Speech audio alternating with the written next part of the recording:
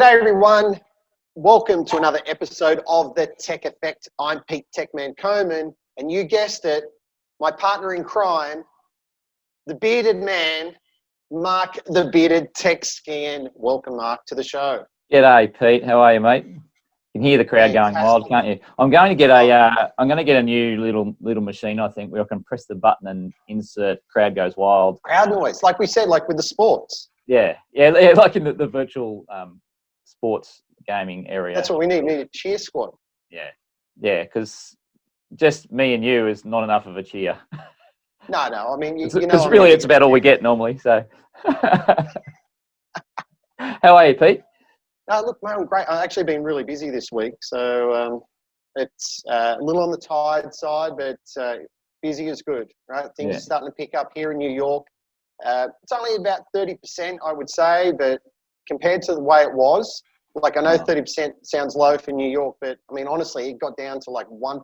I could walk up the middle of the street, like 6th Avenue, 7th Avenue, and there was just no cars. It was just unbelievable. That's insane. And what about the cabs, mate? Because it's known for its cabs in certainly in Manhattan. Yeah, look, it's once again, it's picking up. But I saw a stat recently where the cabs were down like 80% on their rides. Like it was massive. Everyone's been impacted by it. But like I said, it's moving in the right direction, which is great. Yeah, good stuff. Excellent. Hey, Pete. Yes. Once again, because we do like guests, because we can only talk about ourselves so long and so much. So we do have a special guest. He's sitting there looking at us, and we can't ignore him for too much longer. Jim Seretis from Biamp, EDM for Asia Pacific. If I got that right? Yes, pretty well. You got it right. And a few other hats, mate. That's it. Yeah, look, I do wear a few other hats. I look after this territory. I do business development, obviously liaison with consultants, major projects, essentially anything to do with Biamp in this region. Yeah, right. Okay. Well, thanks for coming on the show, mate. Appreciate it.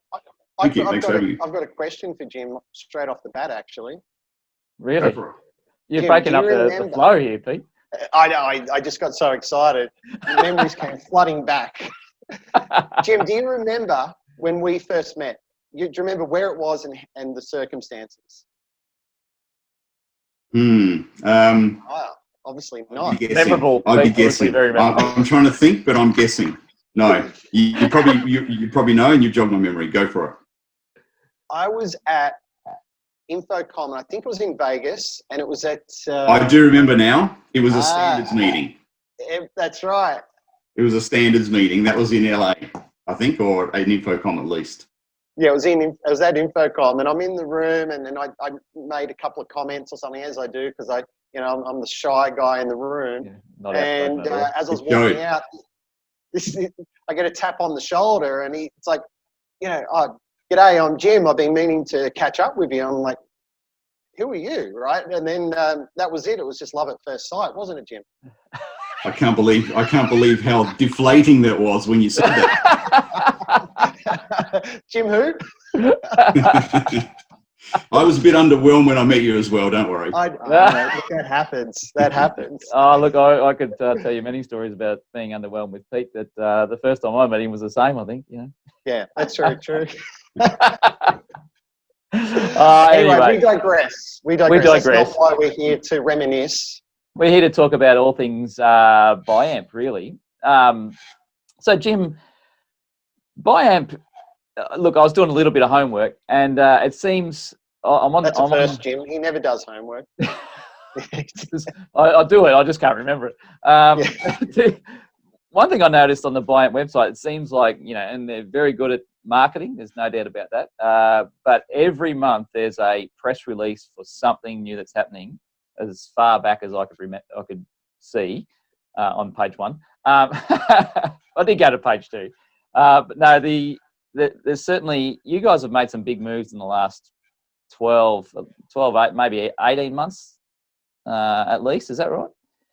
Yeah, look, you're absolutely right. I think since the acquisition of Biamp by Highlander, an investment company out of Dallas, and having Rashid Scaff and Joe Androulis on board, the idea or the plan was always to build Biamp to be a platform and a big player in the AV world. And that also meant developing, designing what we do internally and building it up and obviously improving it, as well as with acquisitions.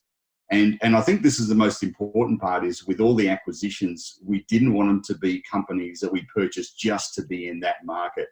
They had to be disruptive, they had to be new, they had to be something for the next step or two or three above and beyond what can be done. You think of crowd mics, HRT, and some of the other things we're doing as well. So it's a pleasing way forward we've moved.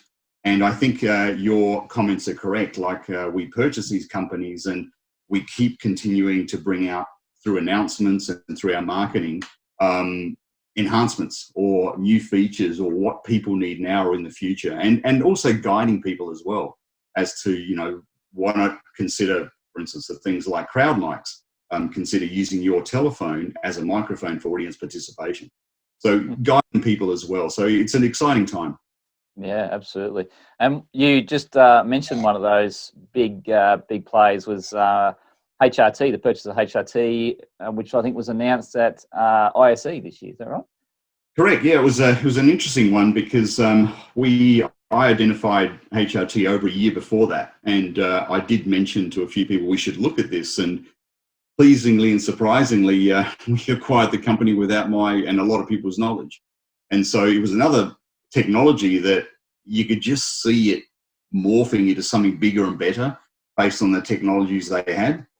And the pleasing thing is we purchased the company now, and we're enhancing it and developing it further. Did you pick up a 10% commission on that, Jim? I don't, but thanks for asking. I will put that forward. I just think. But the one thing too is we also decided to change the name to Mdina. So just so you know, yeah, traditional name. HRT is the company which are based in Mdina in Italy. We decided to change the name. Couple of things on that. So first of all, I came across the product, I think, around about 2016, maybe 2017 at ISE. They had a small stand there, and I think back then it was focused on, I think it was called multicam, or the product was called multicam, and it had a slightly different focus, although all those features still live in the Mdina or the Huddle Hub, as it was known. And I thought, wow, this is really, really great. And I was talking to one of the engineers, like we have constant contact with the guys in Italy, and I asked him about it. I said, what happened to this product? He said, no, it still exists, but because it was pitched as a replacement for screens in a room and microphones in the room and cameras in the room, you just have to use your laptop and you share the content. And I went, wow, this is amazing. And he said, but we had to move it, we had to pivot and sort of reinvent the product, because a lot of the installers weren't happy about the fact that they wouldn't be potentially supplying screens and that kind of product into the space. And then that sort of led to the Huddle Hub. Yeah, you're absolutely right. I guess that there are a lot of companies out there that provide the peer-to-peer technology from, your presentation device through to your screen. We do that as well, wirelessly. But when it comes to the other, feature that HRT have developed or Mdina have developed and it's grown, is the fact of doing the device sharing capability. And device sharing means that the presenter can not only present it to the screen, he can then present it to people in the audience wirelessly. Yeah. And that's done by a number of different methods. So it's an exciting technology, and it's something people want, but just didn't know how to bring it forward, and now we totally have. Yeah, I think it's a great product. We've specified it in a number of projects over here in New York. We've got a project going live as we speak. I've got to go up there tomorrow and check it all out. We've got a couple going into that one. I think it's great. But the one thing that's confused me a little bit is that I thought Huddle Hub was such a catchy name. Why change the name of it now? It's an interesting one. I thought the same thing, and I think that the way, look, I don't know the exact answer, and this is my take on it, but I guess that Mdina is a city in Italy where, as I said, HRT is based, and they decided to, I guess, modernize it a little bit in terms of the name. It's still Huddle Hub technology, but essentially Mdina is the name of the product or the brand moving forward. And I think they'll still be called Huddle Hub devices, HHO, HHO Plus, and there's also the one we'll talk soon about the Huddle Hub Enterprise. But essentially Mdina is the overwhelming name on top of that. Given that it's also where Ferrari, Lamborghini have been based, I think it's a bigger name and probably more catchy in some ways. So it's got nothing to do with the rapper from the 90s, Tone Loc. Absolutely, yes. Funky Cold Mdina. There you go. Look at our new product. It's the Funky Cold Mdina. Oh, I'm singing that in my head so many times. I'll be doing it all day now. Hey, so Jim, you've also got integration happening with your Devio and Tessera products there too, yeah, with how that's... Look, how's that sort of you are correct. I think that obviously we have different technologies out there, and call it luck, call it timing, call it foresight, that, you know, we brought out a lot of technologies which in today's COVID world and post-COVID are very relevant in terms of touchless technologies. The Devio product, we can integrate it with Mdina, which means that people can walk into the room and wirelessly connect to have their presentation material. But not only that, have a Devio product that enables them to optimize that room for audio conferencing, for audio, in terms of using the transducers in the room, whatever speaker choice flavor you wish to use, but most importantly, our beam tracking microphone. So we're trying to make that whole experience something that becomes optimized, can obviously be integrated and used with any soft codec on the market, and that's probably most important in this day and age. And then have an experience where people don't have to think about the technology. That's the biggest thing, I think, that people walk into a space and you've got to question, how effective is it a meeting? Is it an effective meeting with people in the room, people obviously at a distance, etc.? How effective is it? And if we can make it easier for people to have equipment in the room they don't have to think about, they can set up a room very quickly, get connected very quickly, and seamlessly do what they need to do, then we've done our job. I think that's the holy grail, really, isn't it? It's how absolutely. How get up and a running room that works. Yeah, a room that works. Yeah. Well, you know, I think that it's all brought to the fore now with COVID, hasn't it? I mean, absolutely. Realizing that when working from home, all these factors that have been negative, with dogs barking in the background, lighting, having the right audio, having your device on, how many people have their devices on when doing a Zoom or a Teams call, you know, all that now people are thinking about and looking at different ways to do it better. Absolutely. Yeah. And for people who haven't heard of the Huddle Hub or the now Mdina, I mean, look, there's a lot of wireless sharing devices out there on the market, right? Yeah. I mean, you could go as cheap as a $70 Microsoft dongle from JB Hi-Fi. But can you tell us what's unique about the Mdina? Because it has some very cool features that I haven't seen in any other product. Sure. As I mentioned before, one of the things that we do well is the wireless sharing peer-to-peer from screen device to screen. One of the unique features that we have, and Mdina have been a bit of I guess a trendsetter in providing information and working on this, and others are now catching up, is wireless USB.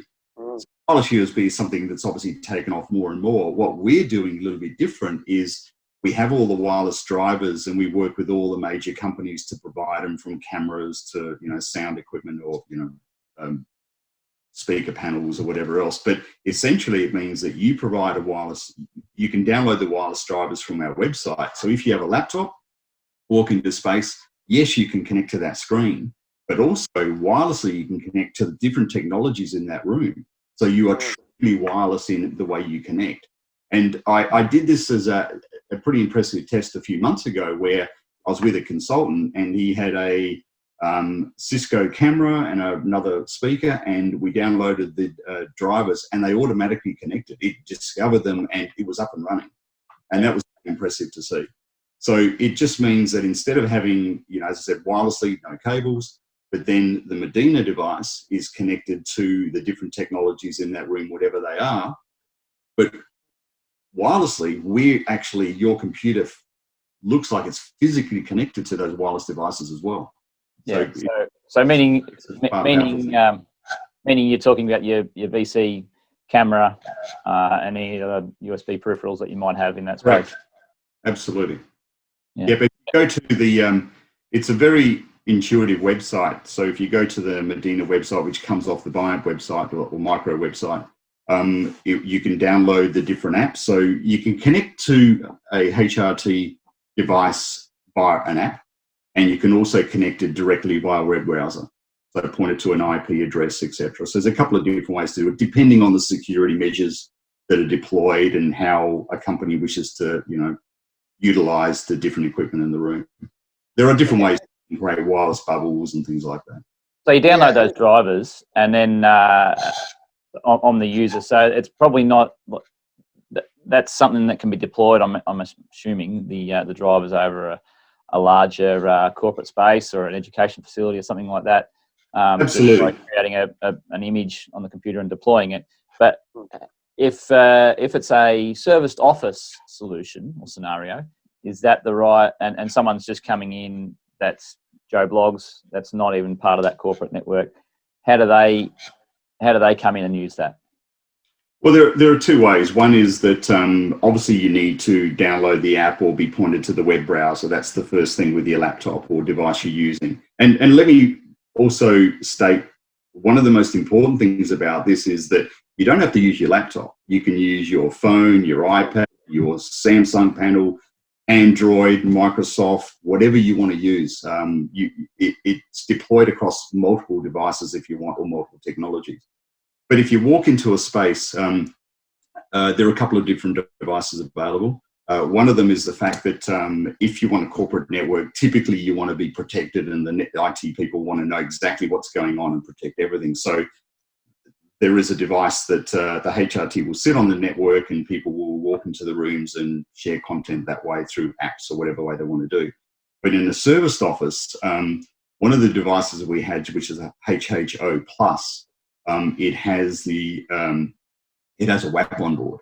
So that allows you to create a bubble in that space. So it does not touch the corporate network if you don't want it to. Maybe you want to provide a gateway to get internet or whatever else. But typically someone can walk into a space, and to be honest with you, this is where defense are pretty keen looking at this too, because it completely doesn't touch the network. So essentially someone walks in with a Wi-Fi bubble, can have a conference, do a presentation, share it where they need to the screen or to people in the audience, and then walk out, and the next person can do the same thing. Does that make sense? Yeah. So they've still got to get the USB drivers, though, yeah, somehow.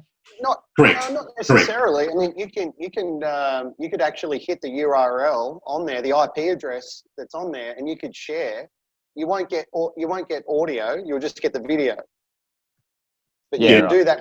Yeah. So if you just wanted to do a PowerPoint presentation or something with no audio, you don't need anything. You just need a browser, and it could be. And like Jim said, it's device agnostic. So just hit that IP address, and off you go. Yeah, love it. It depends how you want to use it. Pete's right.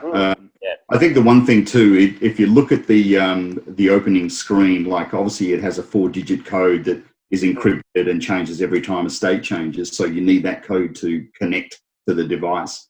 But typically on the screen, you can provide that information. You can have a form of digital signage where you can point it to a URL, or point it to a presentation, or point it to a static image, and have weather, and also have what Peter said, an IP address or your wireless WAP information or whatever you need as well. So there's different ways to look at it. You can even lock out rooms. I don't know if you know this, Pete, but one of the features is that if you're utilizing a room, you have access to the software, you can go in and lock out a room for a certain time and have it as your room. No one else can use it until you walk in. I didn't know that. So when you think of that, you think of all these other things we can possibly do in the near future as well.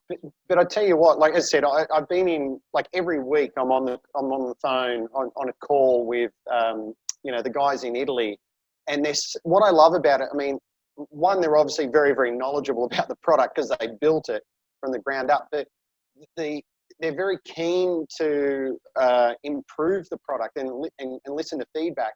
And because we've been deploying it in various environments, we're being able to give them the client feedback and that, you know, how we would like to see it work on future versions, which is great, you know, and they're sort of taking that feedback on board, and hopefully in the not too distant future, they'll start to implement that in the product.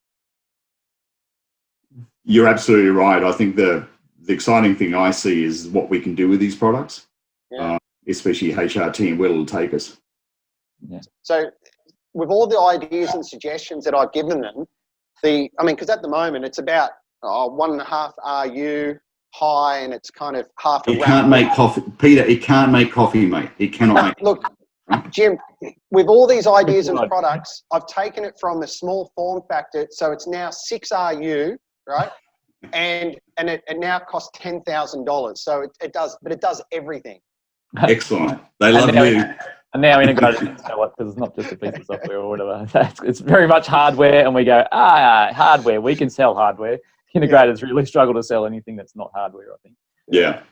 I tell you what I found hard to get my head around though, Jim, and I mean, there are a lot of things, but one in particular in relation to the Mdina was the fact that the Mdina is actually a host, a USB host, and your laptop is also a host, but you're connecting via wireless USB, and you're getting two hosts talking to each other via wireless USB. You can't do that with a cable, right? And it was just like, oh, that doesn't make sense. How are you doing that? They're going, oh, it's all software. And I'm like, oh, wow. Okay. It's an interesting concept that works really, really well. As I said, I mean, obviously the people that engineers and Rashid and Joe saw this as a technology moving forward. So I think there's going to be great things out of this. It does fantastic stuff now, but wait in the near future, I think it's going to do a lot more. Absolutely. Excellent.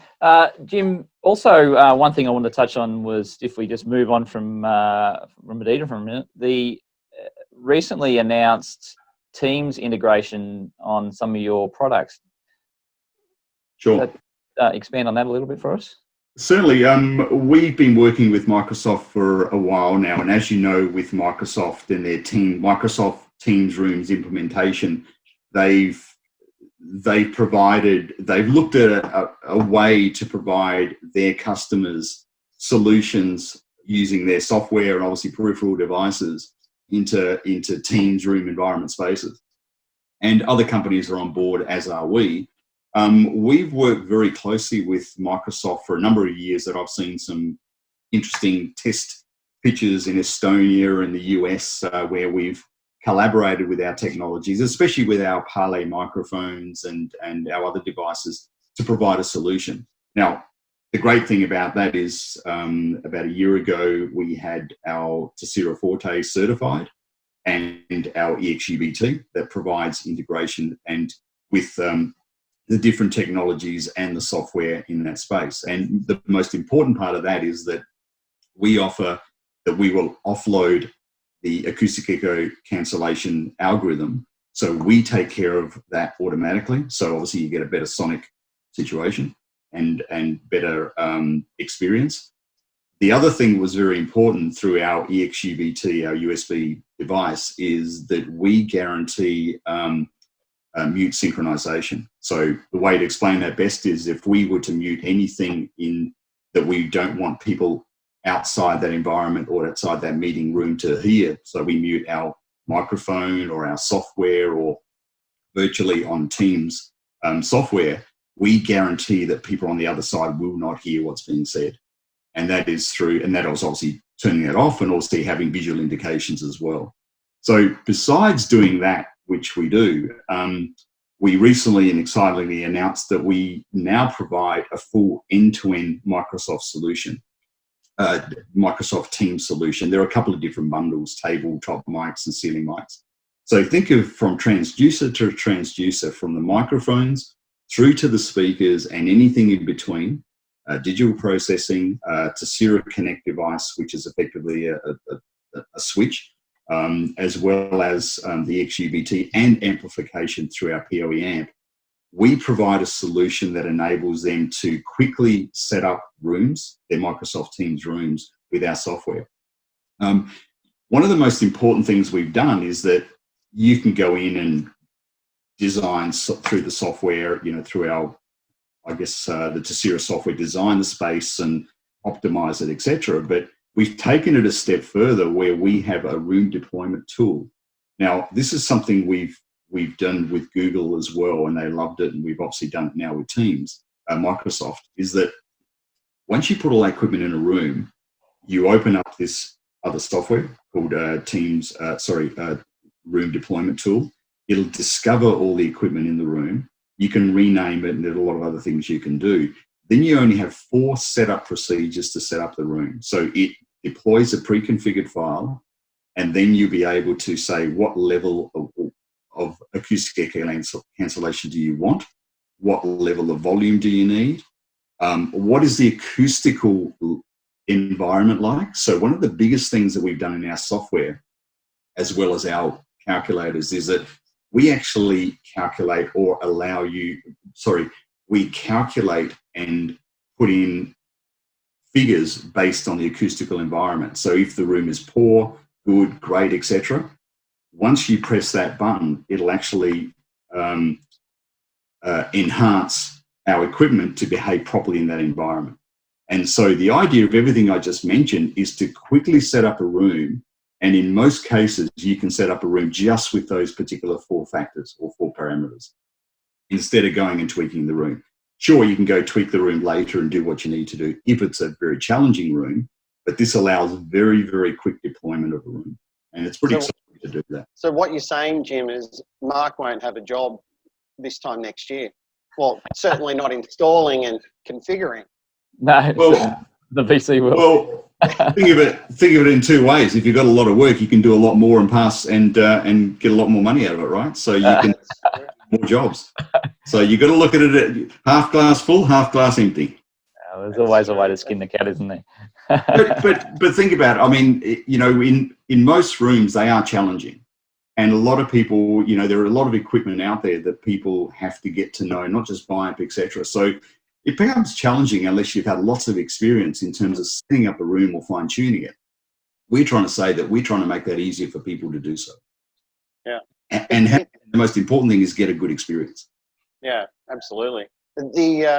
But Biamp's relationship with Microsoft has actually been around for a while. I remember probably 5 years ago deploying Biamp to Seretis with Skype.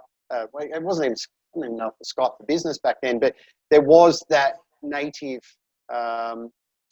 driver available within Skype, and it was also taking care of the auto echo cancellation. And as I said, that was 5 years ago. Yeah, correct. We've had a great relationship with Microsoft and continue to do so. Again, it's something that I think with Microsoft, that as they deviate or move through this path of what is an AV room, etc., they're looking for all the latest technologies. And let's face it, we all know that rooms aren't the same. We are always fighting physics. We're always fighting in the room. And even though there's an ideal room and you're trying to do cookie cutter approach, they're never the same rooms for many different factors. And so this is a way of helping them and trying to address their needs in the solutions we provide. And we can do that now. Nice. Yeah, pretty awesome. Pretty awesome. So the challenging question for you, Jim, is Biamp has really hung their hat on AVB, right? Now we're seeing a fairly big impact from Dante. And so how does, what's the pathway, I suppose, for Biamp going forward? Is there going to be just sort of where you are now with cards, or do you think AVB might, I mean, there's video to deal with as well in here as well. So, but do you think AVB might sort of start to fade away, or Biamp's just going to go harder and harder with AVB and just play nice with Dante? What's the pathway, do you think? Look, I think the most important thing to note is that yes, Biamp have used AVB to advantage for the technologies we do. I mean, when we look at our parlay microphones and beam tracking microphones, some technologies won't allow us, where AVB allows us to do that very quickly and fast and converge everything we need to do. Obviously, the way that AVB is, it's an IEEE standard. It's not us. It's an IT protocol, and that means that it's handled by IT, and the IT personnel know that. Sure, it's had its challenges, and it continues to have some challenges. But also note that with Biamp, we sell a lot of Dante. We don't just do Biamp. We don't just do AVB. We sell a lot of Dante product. And one of the things we just recently introduced is to Seretis Connect 5D. So we have and we understand that in AV environments, one of the biggest challenges we have is with the IT. And how do we deploy our equipment on a network, whether it's a side network, a shadow network, or the actual network. So we recently brought out a Seretis Connect 5D, which is a five port switch. Most importantly, it's an AVB to Dante bridge, which means that we can connect any Dante device, any AVB device. It'll auto discover that that is the technology on there and mix the two technologies together. So we can use whatever Dante mics or speakers or amplifiers you need with our technology. And so that's a cool thing we're doing. So look, they both have advantages. I'm impartial to both. I'm not parochial about one or the other. I think that it's a means to get where you want to get to. Every company has a different way of doing it. Yeah, that bridge is a great step in making them play nice together, isn't it? And that's available now, Jim, you said? It is. We started shipping about, I think about 9-10 months ago, to Seretis Connect, which is the AVB version. And then we brought out, I think about 3-4 weeks ago, the Seretis Connect 5D, which is the Dante AVB bridge, which is pretty unique. I mean, it means that we always fight as to what do we put on our devices, how many ports do we have, and how do we deploy it. And having something a little bit external means it gives us a lot more functionality in how we want to deploy systems instead of being adhered to having everything on one device to do so. Yeah, excellent. All right. Thank you so much, Jim. Now, Pete, before I digress here, have you got any last questions to Jim? No. Well, I mean, Jim, this is the platform. I mean, this podcast, I mean, it's a podcast as well. It's not just a award-winning. I mean, they're out. We give out the awards. So it's a. I don't know if that counts, but Get to the point, Pete. So, this is the perfect platform for you to make any announcement that you want to make in relation to the new products that are coming out. I know that Rashid, thank you for it. Rashid loves it when you kind of leak out some information about these new products. So the stage is yours, Jim. What have we got? What's coming out? I think I'll be saying goodbye to you and Biamp if I do that. The sheet will cut off my head if that's the case. You know that look, we are squirreling, so to speak, in the background to bring out new technologies, products, enhancements. So that happens all the time. I think the one thing I do like about the company is that we are always listening now. We're always looking. We're always trying to find the next thing that everyone wants, that end users do want, and consultants make it easier for them to use our equipment, and for integrators having experience to use it as well. So I can't say what you want me to say. Essentially, we're a company that continues to move up, and there'll be more of it. Whether it's through acquisitions, whether it's through lots of other stuff, you'll continue to see lots of stuff done. Right. One other factor just to bring, just if you don't mind me saying this, the one thing that I find very, very powerful with HRT is the fact that we do the sharing content. So besides doing that peer-to-peer stuff, the fact we can share out to up to 180 people in the audience, their content across multiple devices, that is pretty cool. Yeah, and I suppose one way that I've been describing it to people, it's like being on a Zoom call or a Microsoft Teams call, but without being on the call and with many, many people. So like you said, you could have one one-to-many, or you could be all collaborating and sharing content, utilizing the camera, the speakers, the microphone that you've got already in your device, and it doesn't have to be a laptop, right? And it's device agnostic. Like it ticks so many boxes. And one thing that I was looking at the other day for be careful what I say, but a very, very large social media company platform, and we were talking to them about doing like active learning spaces, what you typically find at a university, you know, where they have the students that are huddled around a table and they're working in their groups, they have their own equipment, but there is many groups and you've got a academic or a facilitator in the space. So to be able to, I mean, imagine something like the Huddle, imagine the Huddle Hub, right, at one of these desks, to be able to suddenly share that content from one desk, from one group to all the others. I mean, we've designed these spaces over the years for universities, and they cost hundreds of thousands of dollars because of all the equipment that's required. You need a transmitter, you need a receiver at each desk, you need some sort of matrix switch in there, and as I said, it just costs a lot of money. So now you could whack one of these in on each of these desks, and suddenly you've got that connectivity between them all. Yeah, and they're not expensive, but that's the thing. If you look at the price, people are very surprised by the price of these as well.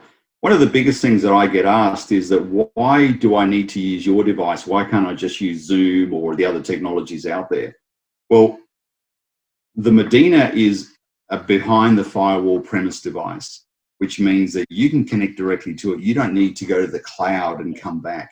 You don't need to worry about everyone in that room connecting to Zoom or the other technologies, which it doesn't make sense. You're all in the one room. Why would you? Oh, let's jump on a Teams call. It's like, why? Let's just use this. Yeah, and the biggest thing too is you got control of how many mics are on and things like that in the room as well. Yeah. So obviously having an experience, again, I keep talking about experience, but you know, having everyone not having their mics on through Zoom and everything else, and just whether it's a static presentation or live or whatever you're doing, it just makes more sense to do it this way and in a different way of doing it. Yeah, as I said, I love it. We've been specifying it for a while now. It's rolling out into our projects. So I think it's a great product, and it's got so much more capabilities. I think, like in the wings, I think with the guys, you know, what they're talking about, what they're going to do, and so on. I think it's going to be almost a standard product that just gets rolled out into all these meeting spaces. Yep, I'm as excited as you to see where we're going to take it. Experience is excellent. Gents, we are out of time. Jim, thanks so much for coming on the show. Pete, been great to have a chat again, as always. Jim, for people who want to find out more information about your products, where do they need to go? Look, our distributor in Australia, New Zealand's Jans Australia. Biamp website, you can find it there. Or if you wish, you can call me directly for more information, whatever is preferable. And for people to get hold of you, they can reach out through LinkedIn or different platforms. Correct. LinkedIn, Jim Seretis at biamp.com, whatever you need. So there we go. Just say that again so we can get the text coming up magically. Jim Seretis at biamp.com. Jim.Seretis at biamp.com. Yeah, so hit Jim up. He's a great resource. As I said, ever since he tapped me on the shoulder all those years ago, we've been inseparable ever since. So I can't thank you enough for all your support. You've got me out of trouble on many occasions, Jim. You're welcome. And thanks for having me today. Good on you, Jim. Thanks, fellas. It's a love affair that's gone on for a lot of years, obviously. Appreciate it. Thanks for tuning in, everybody. See you next week. And check us out on Spotify, YouTube, Facebook, LinkedIn. We're everywhere. You can't. Everywhere. Yeah. All right. Bye for now. Talk to you next week.